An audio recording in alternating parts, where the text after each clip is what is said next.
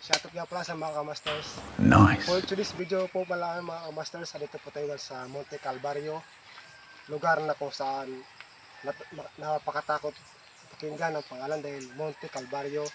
Pero kapag wala kang ginagawang masama, hindi ka dapat matakot. Kasi kapag may ginawa kang mali, siyempre matatakot ka. Andito kami ngayon kamasters para maglinis po kami ng uplan. Maraming salamat na pala sa boss namin dahil sa amin, napakalakas ang kanyang tiwala sa amin dahil kahit wala siya, gumagawa po kami. Sana all. Trabaho, pag laro, pag usapang practical, pinakadabis na sa kamasters, ang tiwala, huwag mong sasayangin dahil ang tiwala, yan ang pinaka-the best way para saan ka man mapunta, ang tiwala.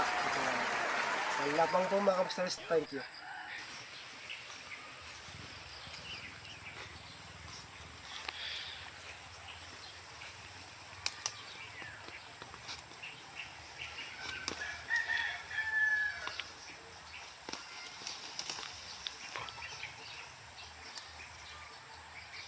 Masyadong maliit pa to ah.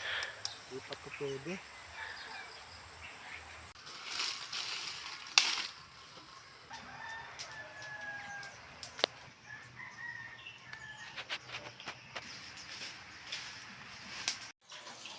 At yun nga pala mga kamasters, bago ko nga pala makalimutan, shoutout nga pala kay Rek Legalarcio Salamanque.